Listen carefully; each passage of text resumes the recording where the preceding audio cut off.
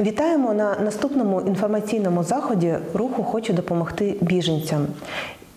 Сьогодні ми дізнаємося з вами поради та рекомендації від практикуючого присяжного адвоката Еліни Чаксте щодо безпечної оренди житлової нерухомості в Латвії, а саме на що звернути увагу. А також дізнаємось про права орендаря під час укладення, дії, припинення або розірвання договору оренди нерухомості. Esiet sveicināti nākamajā gribu palīdzēt bēgļiem informatīvajā raidījumā. Šodien mums sniegs padomus un rekomendācijas zverināta advokāte Elīna Čakste par to, kā droši īrēt nekustamo īpašumu Latvijā, uz ko vērst uzmanību, slēdzot šādu līgumu, kā arī par īrnieka tiesībām, tātad slēdzot šādus līgumus un izbeidzot līgumus. Šeit mēs runāsim par īres attiecībām, par dzīvokļa vai mājas īri. Зараз ми поговоримо про оренду квартир чи будинків. Jā, un pats galvenais, ko es sākumā gribu teikt, ka šī noteikti nav uztverama par konsultāciju, katrs gadījums ir individuāls. Šeit būs informācija vispārējai zināšanai. І я хочу підкреслити, що те, що ми будемо зараз говорити, це загальна інформація, але кожен випадок є індивідуальний. Jā. Tātad, ko var īrēt? Īrēt var dzīvokli, īrēt var māju un īrēt var arī istabu. Galvenais, lai tā tad nebūtu caurstaigājama istaba.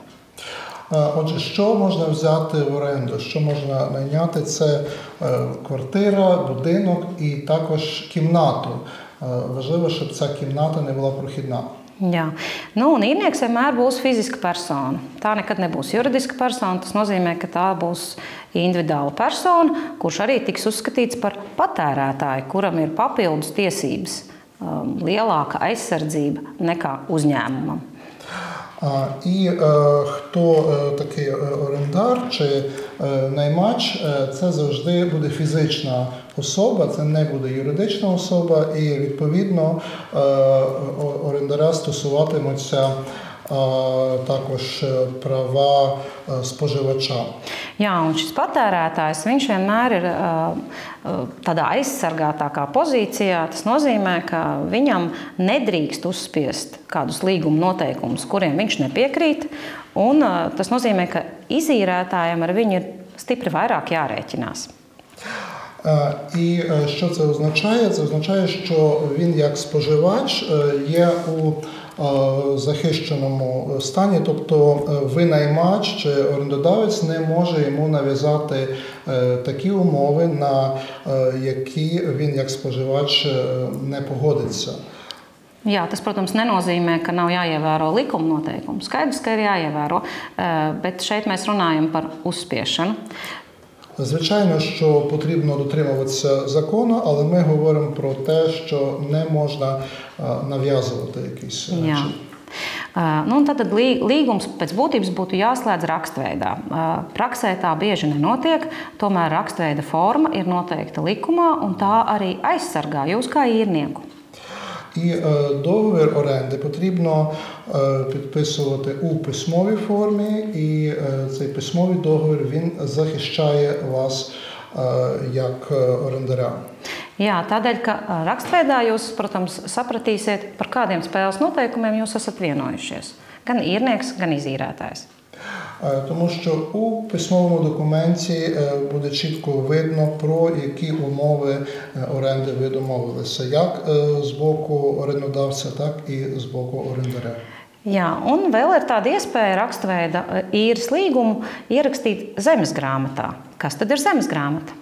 І ще є можливість цей договір оренди письмовий зареєструвати у земельній книзі. Що ж таке земельна книга? Jā, zemesgrāmata Latvijā ir tāds nekustamo īpašumu dzīvokļu, māju, zemes gabalu reģistrs, kurā ir reģistrēti visi īpašnieki un arī dažādas ķīlas uz tiem, dažādi arī apgrūtinājumi. Земельна книга в Латвії – це є реєстр нерухомості, квартир, будинків, землі, а також там зареєстровані різноманітні застави і обтяження. Un, ko tad jūs kā īrnieks, piemēram, iegūstat tad, ja jūsu īres līgums ir reģistrēts zemesgrāmatā? Що ви, як орендар, отримуєте, якщо ваш договір оренди зареєстрований у земельній книзі? Piemēram, jūsu īrēto dzīvokli pārdod, maina tālāk vai dāvina kādam. Un rezultātā sanāk, ka it kā būtu šis dzīvoklis jāpamet. Bet, ja līgums ir reģistrēts zemesgrāmatā, tad nē. Tad nākošajam īpašniekam šis īres līgums ir saistošs. Tātad viņam tas ir jāpilda tālāk. Наприклад, така ситуація, якщо ви зареєстрували у земельній книзі свій договір оренди, і ця квартира, яку ви орендуєте, міняє власника, тобто її подарували чи продали, то на наступного власника розповсюджуються умови договору оренди, який ви підписали. Jā, un savukārt izīrētājiem izdevīgi ir tas, ka viņš var izbeigt šo īres līgumu, šīs īres attiecības stipri vienkāršākā veidā un lētākā veidā sev, ja šis līgums ir reģistrēts zemesgrāmatā. Tādēļ arī izīrētājiem tas varētu būt izdevīgi. І також для орендодавця чи винаймача це вигідно, коли договір оренди зареєстрований у земельній книзі, тому що у такому разі можна легше припинити його дію. Jā, un tātad, ja mēs runājam par pašu īres līgumu saturu, tad mēs zinām, protams, ka tur būs runa par to, ko jūs īrējat, būs runa par to, kāda ir īres maksa un kā to var grozīt. Про зміст договору найму чи оренди там буде записано, що саме ви орендуєте, і також буде зазначена плата орендна. Arī termiņš. Termiņš līgumam noteikti būs. Īres līgumam ir noteikts termiņš. Tas nozīmē, ka visbiežāk praksē tas tiek slēgts uz gadu vai diviem, ne vairāk. І також, звичайно, строк, на який помешкання чи нерухомість беруть в оренду, і це є визначений термін, зазвичай це рік чи два, не більше. Jā, un papildus varētu būt iekļauta arī tā sauktā drošības nauda. Так, і також може бути присутня і застава. Jā, šī drošības nauda ir paredzēta likumā, un izīrētājs var prasīt ne vairāk kā 2 mēnešu īres maksas apmērā šādu te drošības naudu. Ця застава, вона передбачена також законом, і орендодавець має право просити не більше, ніж 2-місячну заставу. Тобто це гроші еквівалентні 2-місячній орендній платі. Jā, un kam tad izīrētājs varēs izmantot šo drošības naudu? І яким чином орендодавець зможе використовувати заставу? Tātad tas būs izmantojams tikai kādiem jūsu neveiktajiem maksājumiem, piemēram, īres naudas neveiktajiem maksājumiem vai kādiem citiem īres līgumā paredzētiem neveiktajiem maksājumiem. Ці гроші орендодавець зможе використати у разі, якщо ви не сплачуєте, не сплатили якусь частину орендної плати або інші плати, які передбачені договором.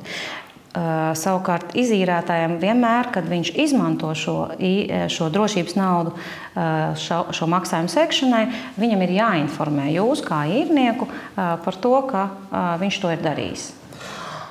У свою чергу орендодавець повинен проінформувати вас як орендаря у разі, якщо він використовує заставу з такою вищезазначеною метою. Ja nebūs bijis nepieciešams izmantot šo drošības naudu kādu neveiktu maksājumu sekšanai, tad izīrētājs to atmaksās jums pēdējā īres dienā atpakaļ. Vai nu фактично pilnā apmērā, tad, ja nebūs неpieciešams izmantot. Якщо не було потреби використовувати цю заставу, тоді орендодавець поверне вам ці гроші в останній день orende. Tad ir būtiski, kas tad var dzīvot kopā vēl ar īrnieku, kas ir noslēdzis šo īres līgumu. Хто ще може жити разом з орендарем, який підписав договір оренди? Tātad rakstiski informējot, vienkārši informējot izīrētāju, šajā dzīvesvietā var dzīvot īrnieka laulātais, laulātā bērni un arī abu kopīgie bērni. Отже, потрібно в письмовій формі проінформувати орендодавця чи винаймача про те, що разом з вами, з особою, що підписала договір оренди, може проживати чоловік чи дружина, також діти, спільні діти, а також діти чоловіка чи дружини. Lai varētu dzīvot vēl kādas citas personas šajā vietā, ir jāsaņem izīrētāja rakstveida piekrišana. Для того, щоб разом з орендарем проживав ще хтось, крім окреслених людей, тоді потрібно, щоб орендодавець дав письмову згоду на це. Jā, tad vēl šajā vietā, kuru jūs īrējat, jūs varat deklarēt savu dzīvesvietu pilsonības imigrācijas pārvaldē. Також в місці, де ви проживаєте, ви можете зареєструвати свою офіційну адресу в Латвії. Вона називається декларація місця проживання в управлінні у справах міграції і громадянства. Šāda deklarācija gan nemainīs nekādā veidā īres līguma saturu, ne to pagarinās, nekādā veidā to ietekmēs. Tās ir vienkārši jūsu tiesības. Це є ваше право зареєструвати свою адресу за адресою нерухомого майна, в якому ви проживаєте, але цей факт він ніяк не змінить договір оренди. Jā. Savukārt tad varbūt tagad par īres līgumu izbeigšanu. Jums kā īrniekam ir tiesības mēnesi iepriekš rakstveidā uzteikt līgumu bez jebkāda iemesla. І як можна припинити дію договору оренду? Вам, як орендареві, достатньо принаймні за місяць повідомити про те, що ви не хочете більше орендувати нерухоме майно. Savukārt izīrētājam nav tik viegli. Viņam ir jābūt iemeslam, kādēļ viņš nevēlas vairāk izīrēt jums dzīvesvietu. Але для орендодавця не все так просто. Він повинна бути якась поважна причина для того, щоб він відмовив вам в продовженні оренди помешкання. Piemēram, ja jūs bojājat telpas vai kāds no dzīvojošiem bojā telpas, ja kāds to lieto neparedzētiem mērķiem, tātad nevis īrē, bet kaut kam citam. Ja ir kādas citas personas, kas lieto šo dzīvokli, bet izīrētājs tam nav piekritis, vai arī, protams, notiek kādi maksājuma kavējumi. Maksājuma kavējumam ir jābūt ilgākam par 2 mēnešiem, lai varētu uzteikt līgumu. Отже, орендодавець може відмовити вам у продовженні договору оренди і припинити дію існуючого договору, якщо, наприклад, ви псуєте його майно, також якщо ви використовуєте нерухоме майно орендоване з іншою метою, ніж передбачено договором, також якщо за цією адресою проживають інші люди, на проживання яких орендодавець не дав своєї згоди. Також, якщо ви запізнюєтеся, якщо ви не сплачуєте вчасно орендну плату, але можна припинити договір оренди з боку орендодавця, якщо ви не сплачуєте більше як 2 місяці. Jā, un šajos gadījumos izīrētājiem ir jānosūta šis uzteikums, jāizsaka jums rakstveidā 1 mēnesi iepriekš. Tātad 1 mēnesi jūs vēl varat dzīvot. І у такому разі орендодавець щонайменше за місяць насилає вам повідомлення про те, що договір оренди припиняється. Тобто 1 місяць ви ще можете жити там. Jā, nu, un kādā veidā šo uzteikumu sūta, tad, jo tas taču ir jāizsaka rakstveidā, tas notiek uz noteikto adresi, kas ir noteikta līgumā, tā skaitā uz e-pastu, ja tas noteikts līgumā, un arī var šādu uzteikumu izsniegt ar zvērnātu tiesu izpildītāju palīdzību. І яким чином можна таке повідомлення надіслати?